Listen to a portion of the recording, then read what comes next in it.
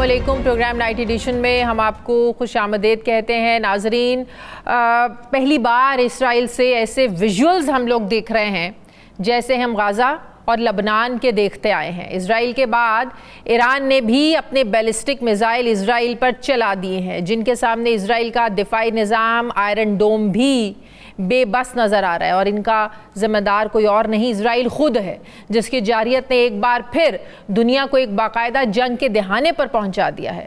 اب تو جانتے ہیں ناظرین، اقوام عالم میں اسرائیل کسی کی سنتا ہے نہ کسی عالمی قانون کو مانتا ہے۔ بات بڑھ گئی ہے، ایران اور اسرائیل ایک دوسرے کو صفحہ ہستی سے مٹانے کی دھمکیاں دے رہے ہیں۔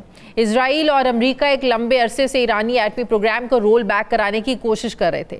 5 میٹنگز ہو چکی تھی، 6ٹی میٹنگ سنڈے کو کل سکیجول تھی، لیکن اس سے پہلے ہی ہم نے دیکھا اسرائیل کے آپریشن رائزنگ لائن کے جواب میں ایران نے کل رات آپریشن وعدہ صادق سوم لانچ کر دیا ہے۔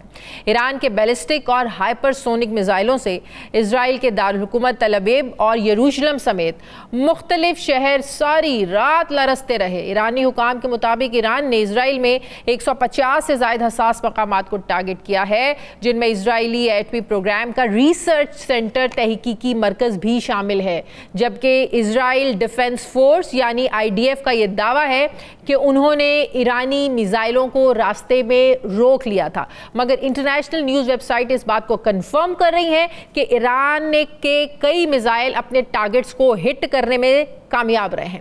ایران نے جہاں 2 امریکی 5th generation fighter jets F-35 گرانے کا دعویٰ کیا ہے، وہاں یہ دھمکی بھی دی ہے کہ اسرائیل پر جلد ہی خیبر میزائل داغے جائیں گے، جس سے دنیا حیران رہ جائے گی۔ اس تیز رفتار خیبر شکن میزائل کی خوبی یہ ہے ناظرین کہ یہ پن پوائنٹ ایکوریسی کے ساتھ اپنے ٹارگٹ کو ہٹ کرتا ہے۔ ایران کے ان حملوں کا ایک اور حیرت انگیز پہلو یہ ہے کہ جن ہتھیاروں کا استعمال کیا گیا وہ سب ایران نے امریکی پابندیوں کے باوجود خود تیار کیے۔ ایران نے واضح کیا کہ وہ اب دشمن کو اسی کی زبان میں جواب دینے کے لیے تیار ہے۔ دوسری طرف اسرائیل کے بھی ایران پر حملے جاری ہیں، جن میں ایران کے 2 مزید سینئر فوجی افسران کی شہادت کی خبریں سامنے آ رہی ہیں۔ صرف یہی نہیں، اسرائیلی وزیر اعظم نیتن یاہو اپنے حملے کو جسٹیفائی کرنے کے ساتھ ایرانی عوام کو ایران میں رجیم چینج کے لیے اکساتے نظر آ رہے ہیں۔ ناظرین، نیتن یاہو کا یہ بیان در حقیقت رجیم چینج کی ایک کھلی کال ہے۔ سوال یہ ہے کہ کیا یہ عراق، شام اور لیبیا کی رجیم چینج کہانی کا اگلا باب تو نہیں کہ جس میں اس ملک کی عوام کو حکومت کے خلاف کر کے داخلی انتشار کے ذریعے اپنا سیاسی مقصد حاصل کرنا چاہتا ہے؟ دوسری طرف عالمی برادری پریشان ہے، ہتھیاروں کے آزادانہ استعمال پر پریشان ہے۔ چائنا نے اسرائیلی حملوں کی مذمت کرتے ہوئے فوری جنگ روکنے کا مطالبہ کیا ہے۔ رشیا نے اسرائیل اور ایران کے درمیان ثالثی کی پیشکش کی ہے۔ اقوام متحدہ کے سیکرٹری جنرل کو یہ بھی خدشہ ہے کہ اگر یہ جنگ فوری نہ رکی تو پوری دنیا کو اپنی لپیٹ میں لے سکتی ہے۔ اس کے اثرات کیا ہو سکتے ہیں، میں بات کروں گی۔ مجھے جوائن کر رہے ہیں سابق وزیر خارجہ خورشید محمود قصوری صاحب۔ السلام علیکم، بہت بہت شکریہ قصوری صاحب آپ کا۔ قصوری صاحب، اسرائیل بار بار ایران کو دھمکیاں دے رہا تھا، کیا آپ یہ سمجھتے ہیں کہ ان دھمکیوں کے باوجود ایران کو جتنا الرٹ رہنا چاہیے تھا؟ اسرائیلی حملے میں ایران کا بڑا نقصان ہوا، فوجی تنصیبات کو نشانہ بنایا، اہم ان کے جو ملٹری ٹارگٹس ہیں ان کو اچیو کیا، ملٹری افسران کو نشانہ بنایا۔ آپ سمجھتے ہیں ایران کی یہ ناکامی ہے انٹیلیجنس کی؟ نہیں، میں یہ سمجھتا ہوں کہ انٹیلیجنس کی ناکامی کے علاوہ یہ غفلت ہے۔ یہ جب ہر ایک کو نظر آ رہا تھا کہ اسرائیل حملہ کرے گا، جب نیو یارک ٹائم کی سٹوری آ گئی تھی کہ حملہ کرنے والا ہے، جب یہ سٹوری آ گئی تھی کہ پریزیڈنٹ ٹرمپ نے علاقے میں ایمبیسیز کو کہا کہ نان اسینشل پرسنز اس علاقے سے ہی نکل جائیں، صرف میں ایک خاص ملک کا ذکر نہیں کر رہا، تو جب یہ سب کچھ نظر آ رہا تھا، ہر ایک کو نظر آ رہا تھا، تو کیا ان کو اندازہ نہیں تھا کہ جناب جب آپ جنگ کرتے ہیں ایک ایلیمنٹ آف سرپرائز ہوتا ہے، اسرائیل نے اپنی گیم کھیلنی، ایران کی تو نہیں کھیلنی، تو افسوس سے کہنا پڑتا ہے کہ ان لوگوں کو اپنے گھروں میں نہیں بنکرز میں ہونا چاہیے تھا، اور لیکن وہ جو ہونا تھا ہو گیا۔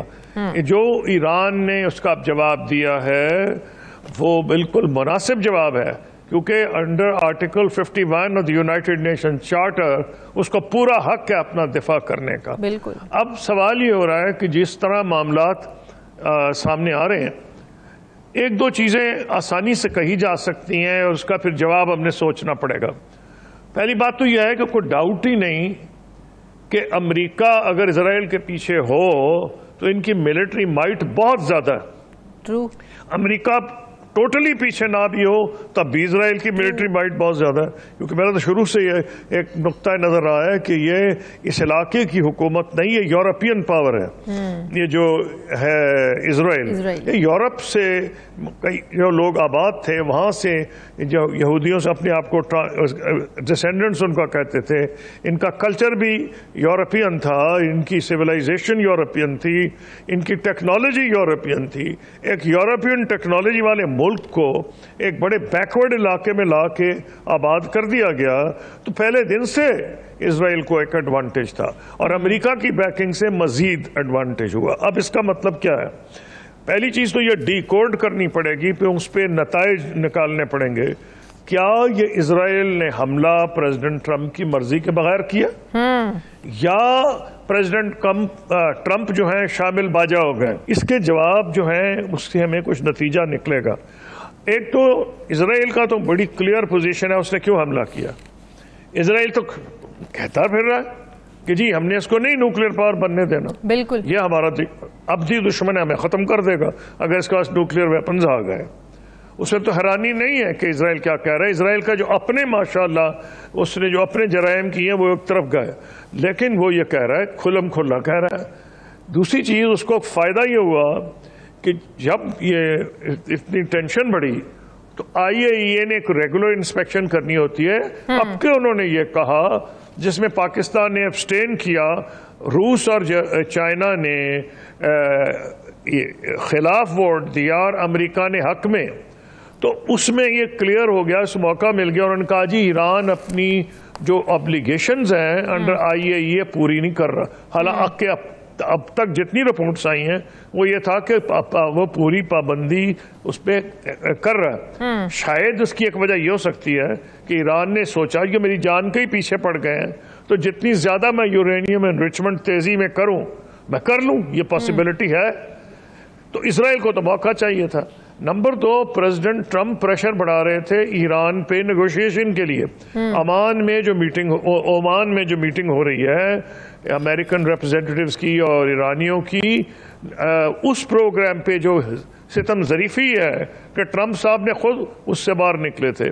پریزیڈنٹ اوباما کے دور میں JCPO کا ایک اگریمنٹ ہوا تھا اور اس میں لمیٹڈ لیول پہ یورینیم انریچمنٹ کی اس کو اجازت ملی تھی. اب جو ٹرمپ صاحب نے اب جو کوشش کی ہے, ان کا یہ خیال تھا کہ اگر اسرائیل کچھ حملہ کر ہی رہا ہے تو میں شامل باجا ہو کے کریڈٹ لوں اور ایران پہ پریشر پڑے گا.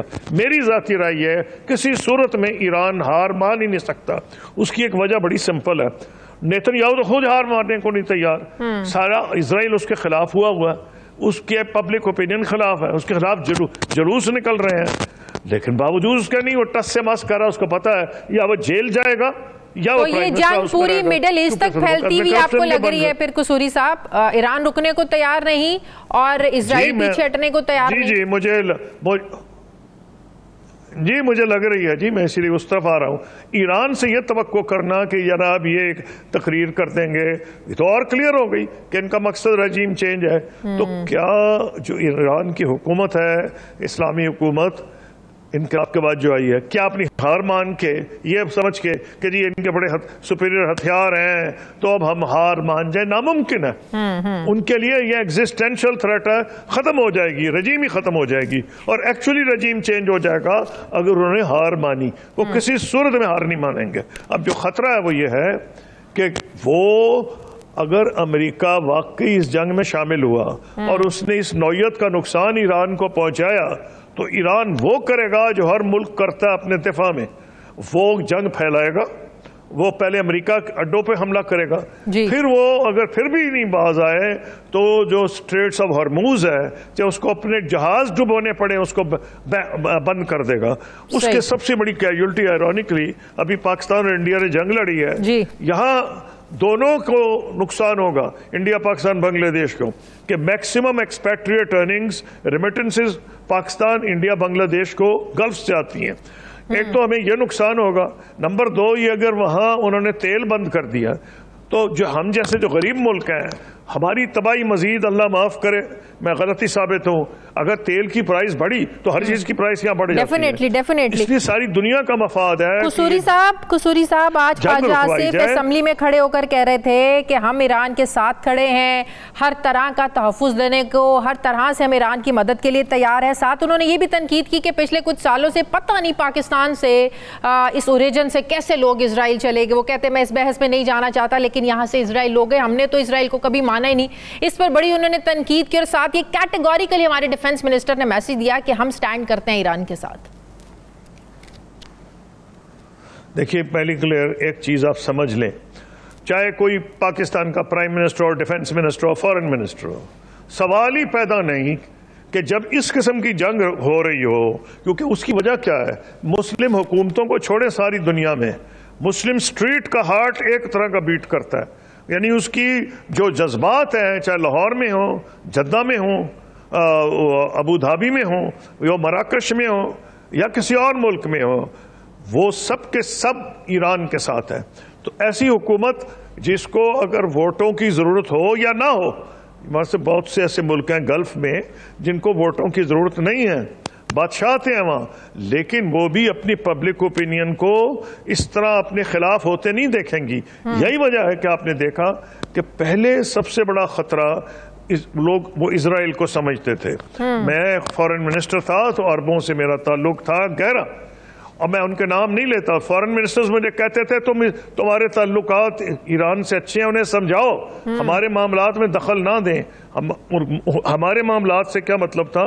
بقول ان کے عرب معاملات، بقول ان کے کہ وہ دخل نہ دیں فلسطین میں، شام میں، عراق میں، وہ دخل نہ دیں، یہ تو ان کا کہنا تھا۔ لیکن ان سے بڑا خطرہ اب میں آپ کو اپنے تجزیے سے بتا رہا ہوں، اسرائیل ہو گیا ہے، کیونکہ پہلے ایک بدمست ہاتھی جو اب اسرائیل سامنے آ گیا ہے، وہ تو اگر اس کی جو ٹیکنالوجی بہت زیادہ ایڈوانسڈ ہے، اگر ایران کو خدا نہ خواستہ وہ زیادہ نقصان پہنچائے گا تو اگلی باری دوسروں کی آئے گی۔ اس لیے اب پوزیشن یہ ہے کہ سعودی عرب ہو، یہ ہو یا بحرین ہو، یہ سب کے سب دل میں یہ سمجھ گئے ہیں، اور اسی لیے آپ نے دیکھا کراؤن پرنس نے، محمد بن سلمان نے، اور اس سے پہلے ان کے فارن منسٹر نے بھی بات کی تھی اور اپنی سپورٹ کا اظہار کیا تھا۔ تو اب ہونا کیا چاہیے؟ ہونا ہی چاہیے کہ دنیا کے 3 امیر ملک جو گلف میں ہیں، سعودی عرب، UAE اور قطر، ان کے امریکہ سے بہت اچھے تعلقات ہیں۔ پھر دنیا کے جو 2 بہت بڑے اور طاقتور ملک ہیں فوجوں کے حساب سے بھی، وہ پاکستان اور ترکی ہیں۔ ان کی اور ہم دونوں امریکہ کے الائز رہے ہیں، اب ترکی تو ابھی بھی نیٹو کا ہمیں ہے، ہم سینٹو، سیاٹو، بغداد پیکٹ ہر وقت رہے۔ صحیح۔ ابھی بھی عاصم منیر کو امریکہ بلایا گیا ہے 250th اینیورسری آرمڈ فورسز کی جو ہو رہی ہے۔ تو یہ جو ملک ہیں، اور انڈونیزیا کیونکہ دنیا کا سب سے بڑا آبادی کے حساب سے ملک ہے، اگر یہ اور کچھ اور ملک مل کے کوشش کریں امریکہ اور ویسٹ کے پبلک اوپینین کو اور ان کی حکومتوں کا کہ ہماری زندگی اجیرن ہو جائے گی اور یہاں رہنا مشکل ہو جائے گا، تو میں یہ سمجھتا ہوں ڈپلومیٹکلی بہت سکوپ ہے۔ اور ایران اور یورپ میں آلریڈی ڈیویژن ہو گئی ہے۔ اب ویسٹ جس کو کہا جاتا تھا، آسٹریلیا، نیوزی لینڈ نے سب سے پہلے حملہ کیا ہے اسرائیل کی اس پالیسی پہ۔ تو ہمیں ڈپلومیٹکلی کوشش کرنی چاہیے کہ ہم امریکہ پہ پریشر ڈالیں اور ویسٹ میں ڈیلیگیشنز بھیجیں، چاہے OIC کے تحت کریں، بیسٹ تو یہ ہے کہ OIC کے ہی اور نیچے سے کریں، کیونکہ میں کوئی ڈویژن نہیں چاہتا اسلامک ورلڈ میں۔ میں یہ کہہ رہا ہوں کہ یہ 6-7 ملک جن کے میں نے نام لیے ہیں، یہ اس پوزیشن میں ہیں کہ ویسٹ پہ اور امریکہ پہ یہ پریشر ڈال سکتے ہیں، کیونکہ ان کا پرانا ان کے ساتھ تعلق ہے، یہ بڑا ہمارے اپنے مفاد میں ہے، کیونکہ اگر خدا نہ خواستہ جنگ چھڑی تو پھر جس کا آپ گھڑی گھڑی ذکر کیے جا رہی ہیں، سب سے بڑی کیجولٹی ایران کے ساتھ ساتھ ہم ہوں گے، پاکستان، انڈیا، بنگلہ دیش، جن کی میکسیمم ارننگز، یہ بھی ستم ظریفی ہے کہ کچھ دن پہلے ہم نے جنگ لڑی ہے انڈیا اور پاکستان نے، اور آج ہمارا انٹرسٹ ہے کہ یہ جنگ نہ پھیلے، کیونکہ اگر جنگ پھیلے گی تو تیل کی قیمتیں بھی بڑھیں گی اور ایکسپیٹریٹ ارننگز جو ہمیں میکسیمم آ رہی ہیں, ہماری ایکسپورٹ سے زیادہ ریمیٹنسز آ رہی ہیں, سب پہ اثر ہوگا. تو ہمارا مفاد بھی یہ کرتا ہے, ہمارے جذبات بھی اس بات کا تقاضا کرتے ہیں کہ اس جنگ کو رکوانے کی ہم پوری کوشش کریں. بہت بہت شکریہ سابق وزیر خارجہ خورشید محمود قصوری صاحب. مجھے بریک لینی ہے ناظرین, واپس آتے ہیں وقفے کے بعد.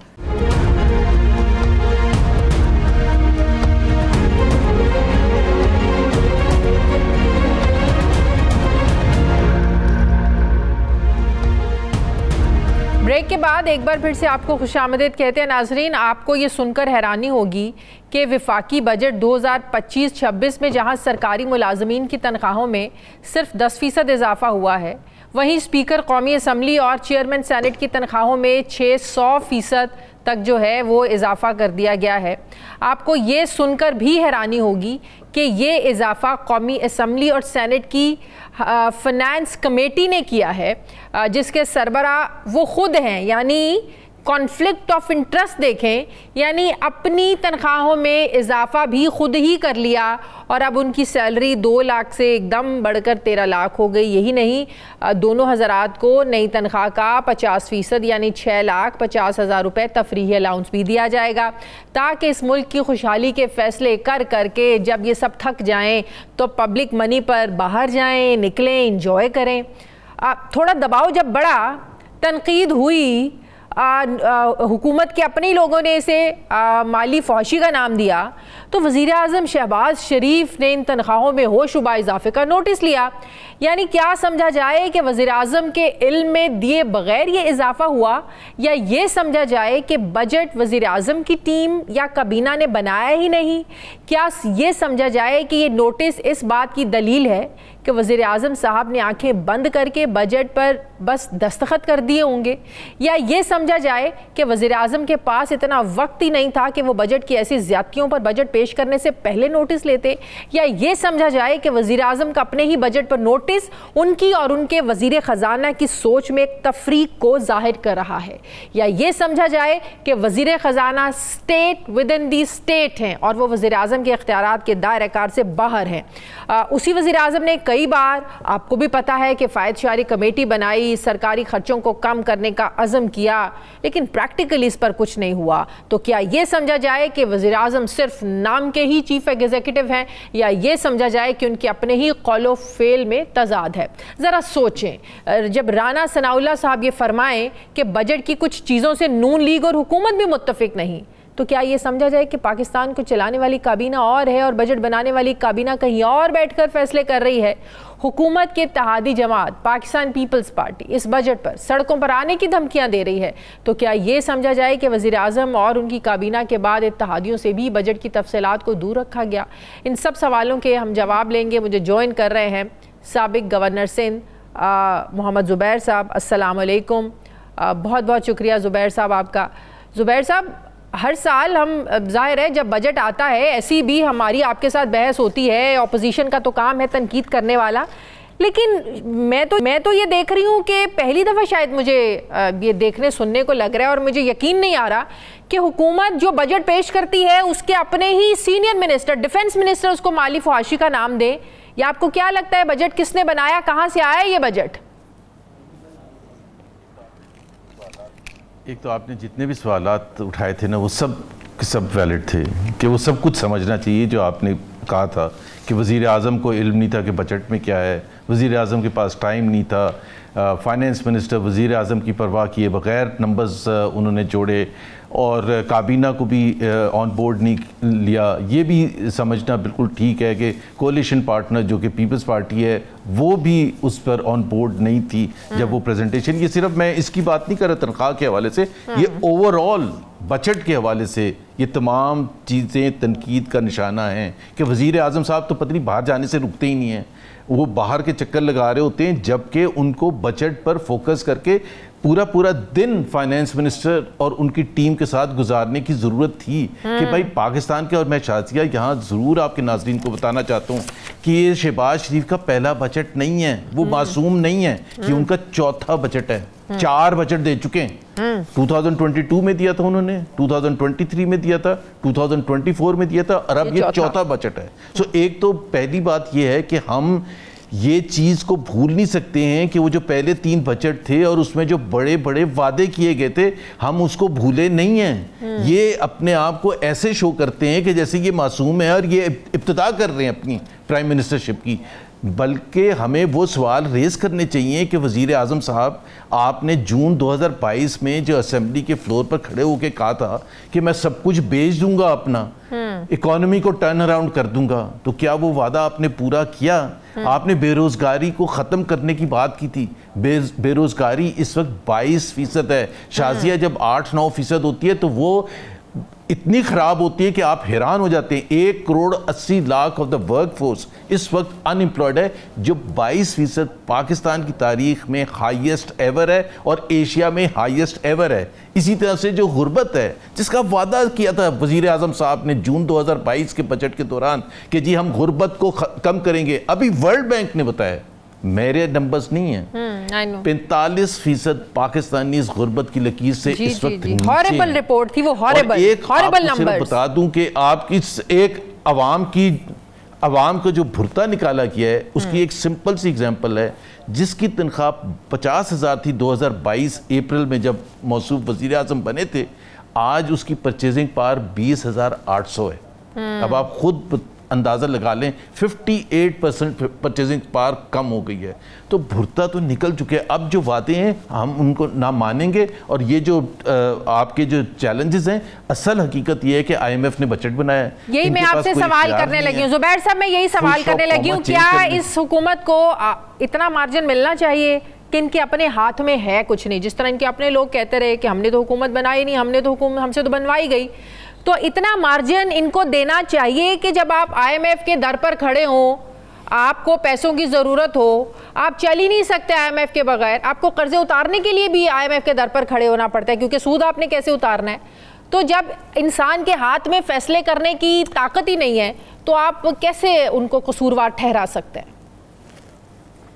کیوں نہیں ہے طاقت؟ کیوں نہیں ہے طاقت؟ آپ ایک سوورن کنٹری ہے, پاکستان ایک انڈیپینڈنٹ کنٹری ہے. آئی ایم ایف سے دنیا بھر کے ممالک قرضہ لیتے ہیں. کوئی پہلی دفعہ پاکستان کو قرضہ نہیں ملا کہ آپ بالکل ہاتھ پاؤں اپنے باندھ کے ان کے سامنے سر جھکا کے کھڑے ہو جائیں اور آپ ان کو حقائق نہ بتائیں, اپنے پولیٹیکل کمپلشنز نہ بتائیں, لوگوں کی ایکسپیکٹیشنز نہ بتائیں, لوگ جس بری حالت میں اس کا ادراک نہ بتائیں, اس کو نہ ذکر کریں کہ جی یہ دس از ناٹ ایکسیپٹیبل. تو یہ کون سا طریقہ ہوتا ہے کہ جی آپ نے کہا کہ ہمارے کنٹرول میں کچھ نہیں ہے. یہ 25واں آئی ایم ایف پروگرام ہے پاکستان کا. کب اتنا ایسا ہوتا تھا کہ آپ نے سارا کچھ ان کے ہاتھ میں پکڑا دیا, اس حد تک کہ چیف جسٹس آف پاکستان سے بھی ان کی ملاقات ہو رہی ہے. چیف جسٹس آف پاکستان سے کیوں ملاقات آپ کروا رہے ہیں؟ سو آپ تو یہ کوسچن بھی نہیں کر سکتے. فائنینشیل چیزیں چھوڑتے ہیں, اکنامک چیزیں چھوڑتے ہیں, وہ تو جوڈیشری میں بھی گھس چکے ہیں. لیکن آپ جتنا زیادہ کمزور ہوں گے, جتنی آپ کی طاقت نہیں ہوگی, آپ کا مینڈیٹ نہیں ہوگا, آپ غلط طریقے سے حکومت میں آئے ہوں گے, اتنا آپ کمزور ہوں گے نیگوشیٹ کرنے میں. ہر دنیا کا ملک نیگوشیٹ کرتا ہے. اس فیکٹر کو آپ کتنا امپورٹنٹ سمجھتے ہیں کہ انفارچونیٹلی ہمارے سروں پر ایسے وزیر خزانہ کو ہمیشہ مسلط کیا جاتا ہے جس کی جڑیں جو ہیں, جو روٹس ہیں وہ عوام سے ہوتی نہیں ہیں, وہ عوام سے ووٹ لے کر آیا ہوتا نہیں ہے, اس کو پتہ نہیں ہے عوام کے مسائل ہیں کیا, اس کو پتہ نہیں ہے کہ عوام کو چاہیے کیا ہے. ہمیں کبھی یہاں پہ شوکت عزیز صاحب آ جاتے ہیں, کبھی حفیظ شیخ صاحب آ جاتے ہیں, اب اورنگزیب صاحب آ گئے ہیں. مطلب کہ سیاسی بندہ اگر ہو تو آپ سمجھتے ہیں کہ اس سے بہتر بجٹ بن سکتا ہے یا بہتر عوام کے لیے فائٹ کر سکتا ہے؟ دیکھیں, ڈیموکریسی میں تو اسینشل ہوتا ہے کہ یہ جو کی منسٹریز ہوتی ہیں اس میں سب سے زیادہ امپورٹنٹ منسٹری ہوتی ہے فائنینس. کیونکہ آپ عوام کے پاس جاتے ہیں, آپ وعدے کون سے کرتے ہیں؟ عوام کو معیشت کے حوالے سے وعدے کرتے ہیں, ہم آپ کو نوکری دلائیں گے, ہم بے روزگاری کو ختم کریں گے, ہم غربت میں کمی کریں گے, ہم مہنگائی کو کم کریں گے, ہم پروجیکٹس لے کے آئیں گے. یہی آپ بتاتے ہیں نا, جا کے آپ کا اسینشلی مینیفیسٹو ہوتا ہے کہ جس کی بنیاد پر آپ کو ووٹ ملتا ہے, اور اس پر آپ لا کے اس کو بٹھا دیں جس کا کوئی تعلق نہیں ہوتا اس مینیفیسٹو سے. نہ اس نے بنایا ہوتا ہے, نہ اس کا کانسیپٹ ہوتا ہے, نہ وہ اس پر آن بورڈ ہوتا ہے, نہ اس نے اس کی جواب دہی کرنی ہے جب 5 سال ختم ہو جائیں گے. وہ تو بیگ اٹھائے گا, جیسے حفیظ شیخ صاحب چلے گئے تھے, جیسے شوکت ترین چلے گئے تھے, جیسے شوکت عزیز چلے گئے تھے. ان کی کوئی اکاؤنٹیبلٹی نہیں ہے. ڈیموکریسی تو ورک, اس کی بیوٹی یہی ہوتی ہے کہ you get elected by the people, اور آپ کو ان اس چیز کا ادراک ہوتا ہے کہ عوام کی کیا خواہشات ہیں، ہم نے ووٹ کیا کہہ کے حاصل کیے، اور ہم نے 5 سال کے اینڈ پر ان کو جواب کیا دینا ہے. Finance minister which is the most important position in the cabinet, وہ آپ اٹھا کے لیں کارپوریٹ ورلڈ سے یا ورلڈ بینک سے یا IMF سے، اور اس کو کہیں کہ جی آپ یہ. مجھے ایک بات بتائیں، یہ کتنا بڑا کانفلکٹ آف انٹرسٹ ہے کہ چیئرمین قومی اسمبلی، چیئرمین سینٹ اور قومی اسمبلی کے اسپیکر کی تنخواہیں جو بڑھی ہیں، اب وہ پوچھے تو وہ ان کے پاس کوئی جواب نہیں ہے کیونکہ بڑھانے والے بھی خود ہیں. تو یہ کتنا بڑا کانفلکٹ آف انٹرسٹ ہے، کیا اس کو ختم کرنے کی ضرورت نہیں ہے کہ بڑھانے والے بھی خود ہیں، فائدے لینے والے بھی خود ہیں، فیصلے کرنے والے بھی خود ہیں؟ I am shocked actually. ان کو سزا ملنی چاہیے اس کی کہ جی آپ جب ایک بڑا سمپل سا طریقہ ہوتا ہے کنفلکٹ آف انٹرسٹ شازیہ، کہ اگر وہ آپ اس میٹنگ میں بیٹھے ہیں یا چیئر کر رہے ہیں یا صرف آپ پارٹیسپنٹ ہیں جس میں آپ کے مفاد کی بات ہو رہی ہے، تو آپ اٹھ کے کمرے سے باہر چلے جاتے ہیں. یہ سٹینڈرڈ ہوتا ہے کہ I don't want to be part of this decision because, اور خاص طور پر چیئرمین چیئر بھی کر رہے ہیں آپ، تو پھر تو سب سے زیادہ خراب چیز ہوتی ہے کہ آپ نے اس فیصلے میں جس میں آپ کا اپنا یا آپ کی فیملی کا بینیفٹ ہو، آپ کبھی بھی نہیں بیٹھتے ہیں. سو یہ اگر کارپوریٹ ورلڈ میں ہو نا، اگر پرائیویٹ ورلڈ میں ہو، تو یہ کمپنی سے آپ فارغ ہو جائیں گے. یہ بالکل کلیئر سٹینڈرڈ ہوتا ہے. بھائی کنفلکٹ آف انٹرسٹ اگر کوئی کرتا ہے تو اس کی سزا بھی ہوتی ہے نا.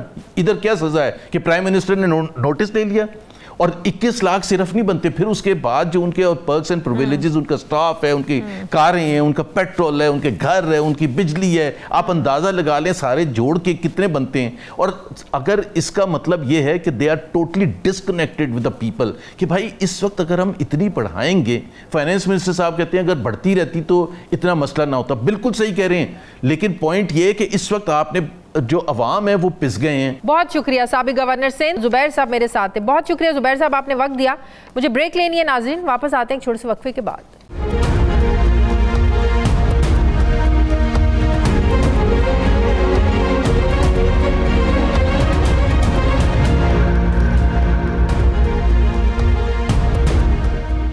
بریک کے بعد ایک بار پھر سے آپ کو خوش آمدید کہتے ہیں. ناظرین، وفاقی بجٹ سے عوام کو امید تھی کہ شاید مہنگائی کی چکی سے نکلنے کا کوئی راستہ ملے گا، شاید کوئی ریلیف پیکج آئے گا، شاید تنخواہ دار طبقے کو کچھ سکون حاصل ہوگا. لیکن جو کچھ سامنے آیا ہے، عوام تو عوام، لگتا ہے کہ حکومت اور اس کے اتحادیوں کی بھی بجٹ سے جڑی جو امیدیں تھیں وہ بھی پوری نہیں ہوئیں. اس بجٹ کو جہاں اپوزیشن جماعتیں عوام دشمن کہہ رہی ہیں، ٹیکسوں سے بھرپور قرار دے کر مسترد کر رہی ہیں، وہیں حکومت کے اتحادی جماعت پیپلز پارٹی بھی بجٹ میں سامنے آنے والے حکومتی پالیسیز پر اعتراض اٹھا رہی ہے. پیپلز پارٹی تو کم از کم تنخواہ 50,000 مقرر نہ کرنے پر، سولر پینل پر 18% ٹیکس لگانے پر اور فیملی پینشن کی مدت 10 تک محدود کرنے پر حکومت کے خلاف احتجاج کی باتیں کر رہی ہیں. لیکن حکومتی حلقوں کو یقین ہے کہ ماضی کی طرح اس بار بھی پیپلز پارٹی آخر میں بجٹ کو ووٹ دے ہی دے گی. ناظرین، پاکستان پیپلز پارٹی اور اپوزیشن جماعتوں کی بجٹ پر تنقید پر حکومتی نمائندوں کی وضاحتوں نے بھی عوام کو چکرا کر رکھ دیا ہے. وزیر دفاع جہاں اسے مالی فحاشی کا نام انہوں نے دیا، وہیں وزیر اعظم کے سیاسی مشیر رانا ثناء اللہ یہ کہہ رہے ہیں کہ بجٹ میں کچھ چیزیں ایسی ہیں جن سے ہم بھی متفق نہیں ہیں. ناظرین، حکومت فارمل سٹیٹمنٹ میں یہ کہتی ہے کہ یہ بجٹ مستحکم معیشت کی طرف پہلا قدم ہے، لیکن معاشی ماہرین کہتے ہیں یہ بجٹ بھی صرف نمبروں کا گورکھ دھندا ہے، جیسے ہر سال کہا جاتا ہے. یعنی اربوں روپے کے ترقیاتی فنڈز تو رکھ دیے گئے ہیں، لیکن ان کا فائدہ براہ راست عوام تک کیسے پہنچے گا، اس پر خاموشی ہے. اس تضاد پر بھی سوالات اٹھ رہے ہیں کہ ایک طرف حکومت کفایت شاری کے دعوے کرتی ہے تو دوسری طرف یکدم اسپیکر اور چیئرمین سینٹ کی تنخواہوں میں 600%، جبکہ وزراء اور مشیروں کی تنخواہوں میں 188% اضافہ کر دیا جاتا ہے. اور یہ سب ایک ایسے وقت میں ہو رہا ہے جب پاکستان کی معیشت ایک سنگین موڑ پر کھڑی ہے. ایک طرف IMF کی سخت شرائط ہیں، IMF سے پیسے ہم نے لے رہے ہیں، تو دوسری طرف اندرونی سیاسی دباؤ ہے. لیکن سب میں اگر کوئی پس رہا ہے تو وہ غریب عوام ہے جو ہر مہینے بجلی کے بل، راشن، دوائی، اسکول فیس اور کرایوں کے نیچے دبے چلے جا رہی ہے.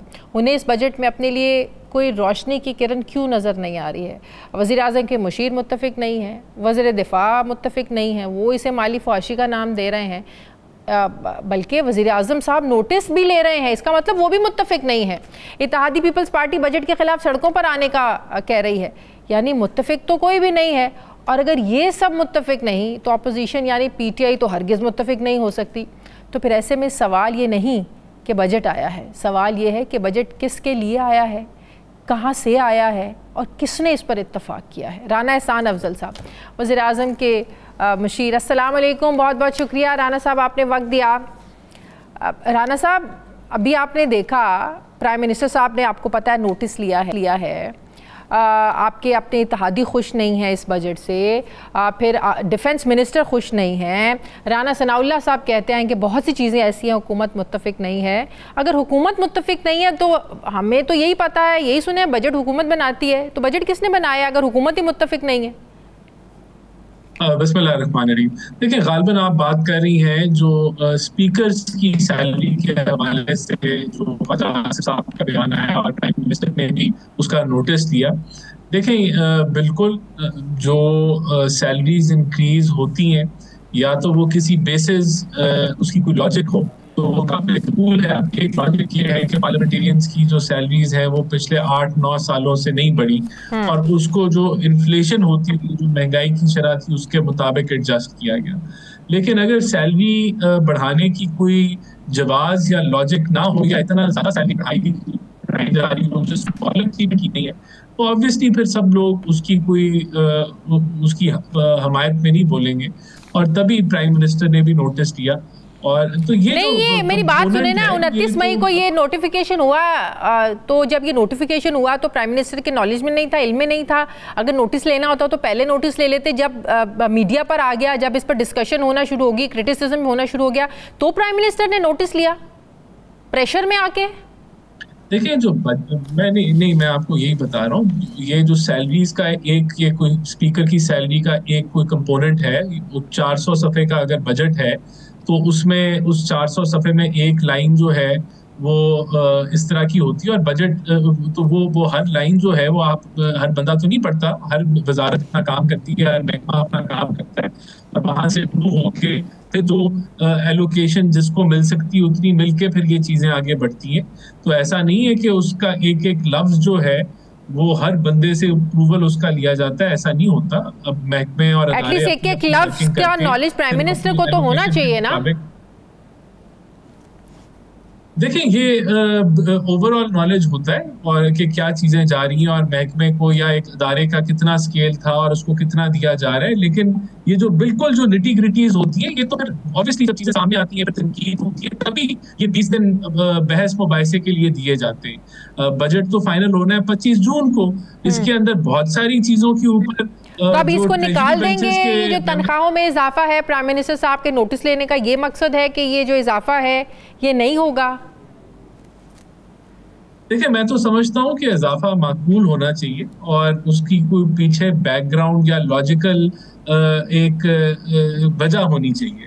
اگر لاجیکل وجہ ہے تو اس حد تک اضافہ ہونا چاہیے, اور بے بنیاد اضافہ نہیں ہونا چاہیے. اور لاجیکل وجہ آپ کیا سمجھتے ہیں کہ مچ نیڈڈ طبقہ ہو, بڑی ضرورت ہو, ان کے گھر کے خرچے نہ چل رہے ہوں, بچوں کی فیسیں نہ ادا کی جا رہی ہوں, آنے جانے کا خرچہ بہت زیادہ ہو, تو سمجھ یہ لاجک ریزن ہے؟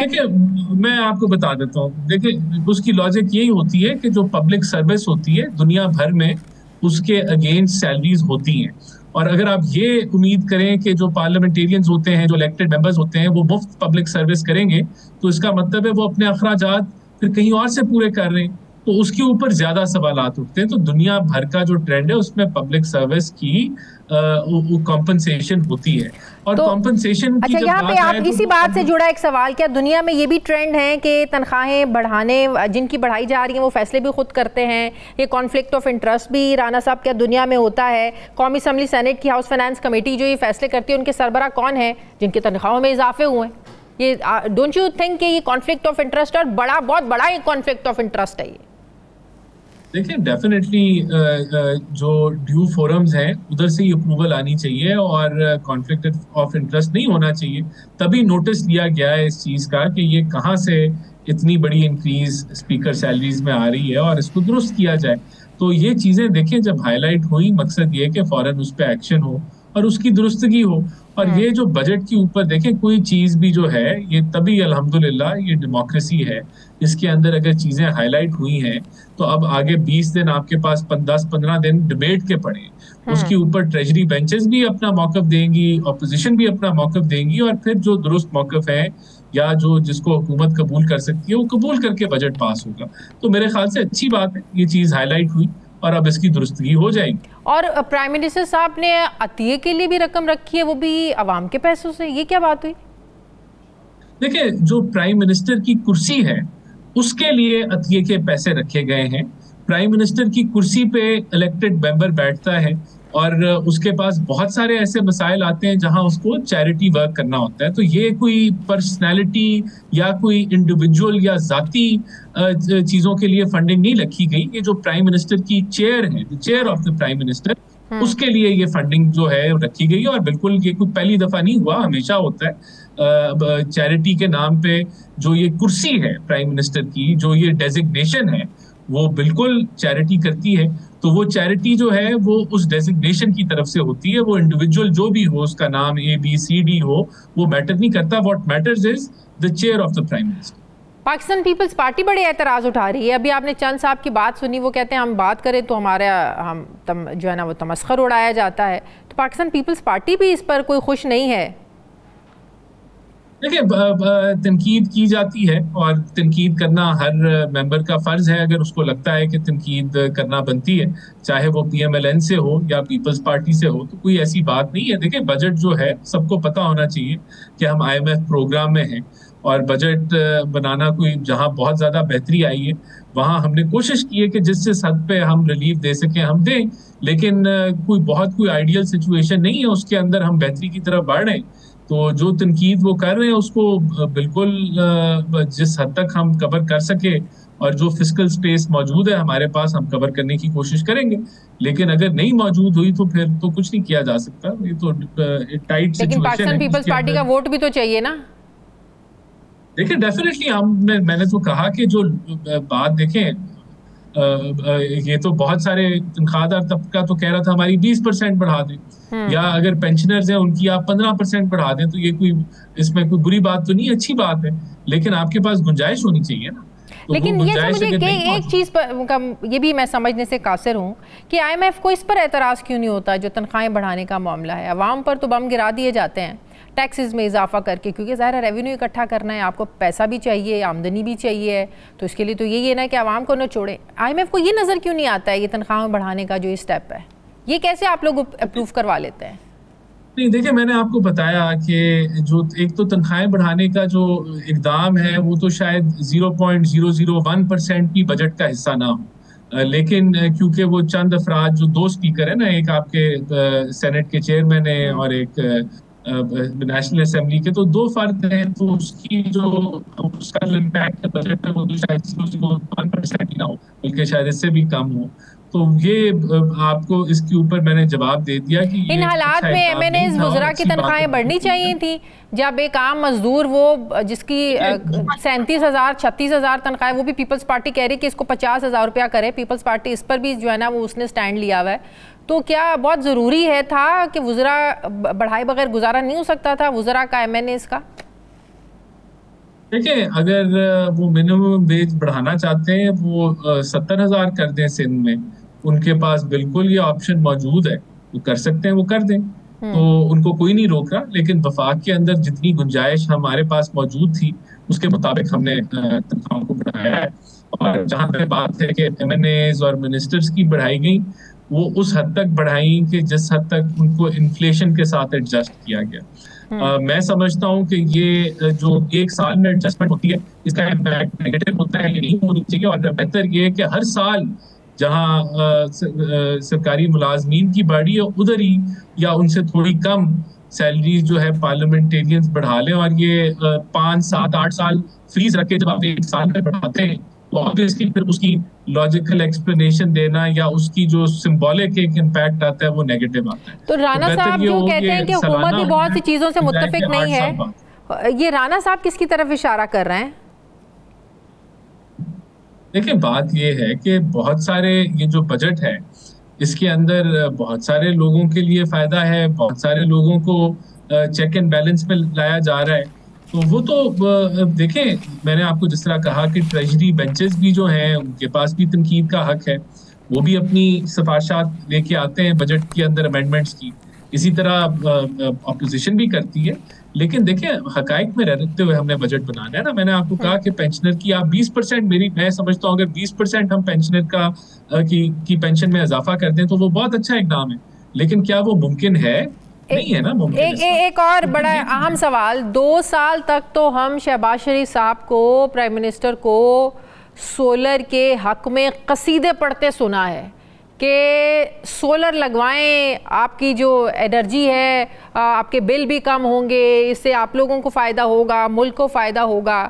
اب سولر پینل پر 18% ٹیکس لگا دیا. اب جب لوگوں کو آپ ایک چیز کی طرف قائل کر رہے ہیں، اس کو آپ مہنگا بھی کر رہے ہیں، تو پھر آپ کیسے ایکسپیکٹ کریں گے کہ لوگ اس کی طرف موو کریں گے؟ 2 سال تو آپ ہمیں یہ سبق پڑھاتے رہ گے کہ سولر لینا چاہیے، سولر کا. الحمدللہ جو ہم نے سولر کو پروموٹ کیا تو پاکستان ٹاپ 3-4 ممالک میں ہے.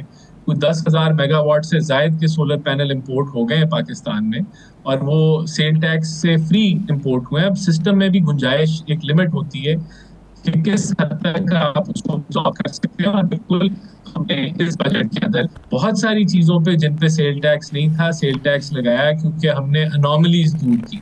تو اب ہمارا بالکل یہی میسج ہے کہ اب 18 سولر کی قیمتیں بھی ویسے تو 1/3 بلکہ 2/3 سے کم ہو چکی ہیں. یہی سولر پینل جو 60,000 کی پلیٹ تھی آج 15,000 کی پلیٹ ہے.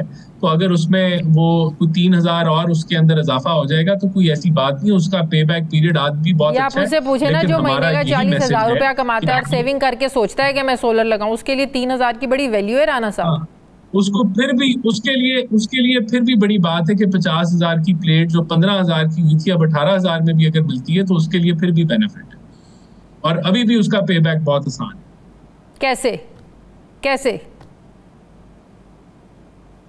ابھی بھی اگر کوئی سولر پینل اس 18% سیل ٹیکس کے اضافے کے بعد لگاتا ہے تو اس کا جو پے بیک پیریڈ ہے جو وہ ریکور کرے گا کاسٹ، وہ 1.5 سال کے اندر ریکور کر لے گا. اس سے اچھا پے بیک شاید ہی کسی کاروبار میں ہو. کوئی اتنا فرق نہیں پڑا. 18% جو قیمت بڑھی ہے آج بھی اتنا ہی وائبل ہے سولر پینل جتنا کل تھا.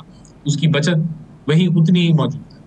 ٹھیک ہے، بہت شکریہ وزیر اعظم کے مشیر رانا احسان افضل صاحب میرے ساتھ تھے. بہت شکریہ، آپ نے وقت دیا. ناظرین پروگرام کا وقت ختم ہو گیا. فیڈ بیک دیں، اپنا خیال رکھیں. مجھے اجازت دیں. اللہ حافظ.